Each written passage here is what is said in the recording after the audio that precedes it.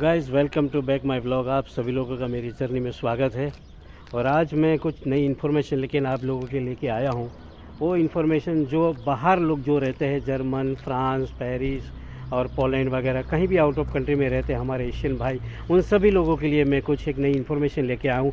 तो आज ये नई इन्फॉर्मेशन जानने के लिए आप मेरे इस वीडियो के अंत तक बने रहिए।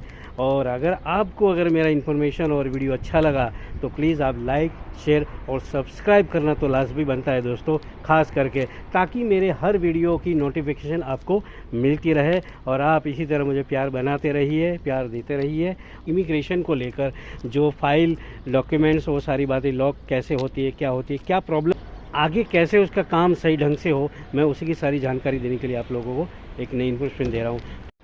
जी हाँ गाइस, आज बस खास करके ये आप लोगों से बात मैं शेयर करूंगा कि जो जर्मन, फ्रांस और पोलैंड में जो लोग रहते हैं, मतलब आउट ऑफ कंट्री में रहते हैं, और इनके लिए, क्योंकि खास करके ये है कि आपको ये देखना है कि अगर आप बाहर रहते हैं, ठीक है, अच्छी कमाई है, सब कुछ है, आप यहाँ अपनी डॉक्यूमेंट्स बनाना चाहते हैं, डॉक्यूमेंट्स ऐसी जगह बनाइए जहाँ सही कंपनी हो, सही लोग हो, और सारे डॉक्यूमेंट्स आपको अप टू एंड एक ही एड्रेस पे हो, एक ही मतलब अच्छी सर्विस दे रहा हो। और ऐसा ना हो कि कहीं फिनांस का एड्रेस कहीं हो, सुगरांशों का एड्रेस कहीं हो और कॉन्ट्रैक्ट में कुछ और हो। तो ये खास करके आपको बाहर रहने वालों को ध्यान देना चाहिए मेरे ख्याल से। अगर इसमें आप डॉक्यूमेंट्स में बारीकी से ध्यान देंगे तो कि बाहर रहकर आप अगर फाइल लॉक करवाते हैं तो खास चेक करना है।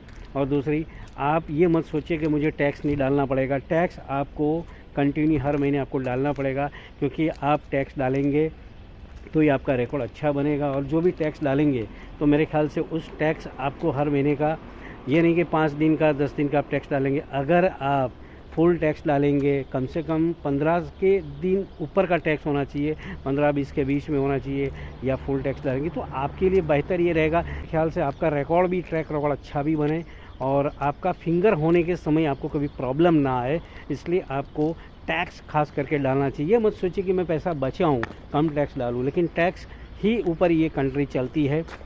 अगर आपका टैक्स का रिकॉर्ड अच्छा है तो मेरे ख्याल से आपको जब आपका फिंगर्स का समय आएगा और उसी फिंगर देने किसी भी सैफ में जाएंगे तो मेरे ख्याल से आपको कोई प्रॉब्लम्स नहीं आएगी। और लास्ट 6 महीने का टैक्स का भी, फुल टैक्स का रिकॉर्ड होना चाहिए, इसके हिसाब से आपको प्रॉब्लम ना आए और फिंगर भी सही ढंग से हो और का समय आए। इससे 6 महीने की जब आपकी अपॉइंटमेंट मिल जाती है, डेट, और 6 महीने पहले आपको पुर्तगाल में आ जाना चाहिए, यहाँ रहना चाहिए। आपकी जो कंपनी है, उस कंपनी जिसका डॉक्यूमेंट्स बनाया जा, जिस कंपनी आपको टैक्स डालती है, सब सर्विस देती है, उस कंपनी को आप कहिए कि मेरा जो फिनांस नंबर है, उस फिनांस नंबर पे महीने में 2 से 4 बार जब भी शॉपिंग करने जाए तो मेरे फिनांस नंबर की वो एंट्री डाले, ताकि मौजूद यहाँ पुर्तगाल में रहता है, ताकि आपका वो रिकॉर्ड भी बन सकता है। जब आप IRS जब भरेंगे तब भी आपका वो रिकॉर्ड भी अच्छा दिखाई देगा।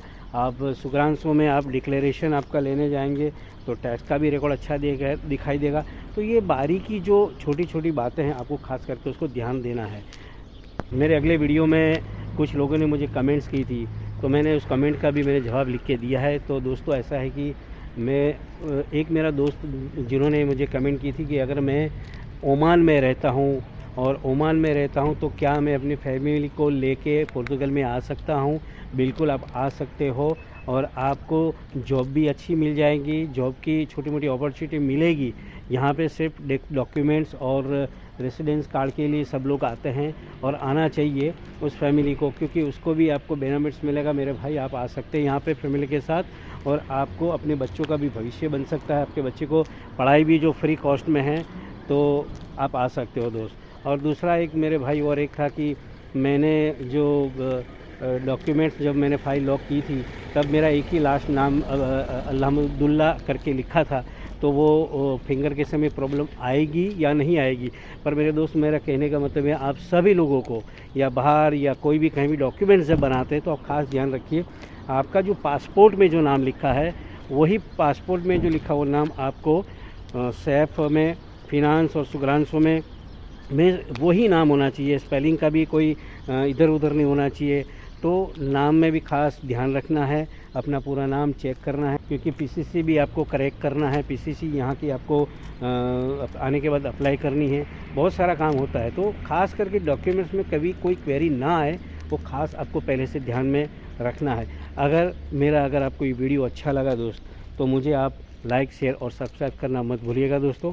आप लोगों को अगर कोई भी सवाल है, कोई भी क्वेरी है, तो आप मेरे कमेंट बॉक्स में आप मुझे कमेंट कर सकते हैं, मैं उसका जवाब ज़रूर दूंगा।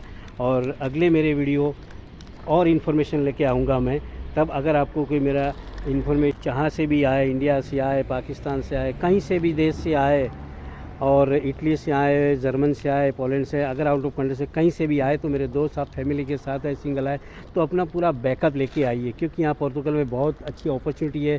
पोर्तुगल में आप अच्छी तरह रह सकते हैं, क्योंकि यहाँ पे सारे पेपर्स अच्छे बनते हैं और आपको सारी अपॉर्चुनिटी मिलती है। तो खास करके बैकअप इसलिए कि आप कुछ अपने साथ कुछ 6 महीना साल भर तक की खर्च कर सकते हैं, आपके लिए एक्सपेंस बेयर कर सकते हैं। तो खास करके पूरा इस तरह का पैसे का बैकअप लेके आइए, ताकि आप एक्सपेंस कर सकते हैं, ताकि आपको कभी प्रॉब्लम ना आए।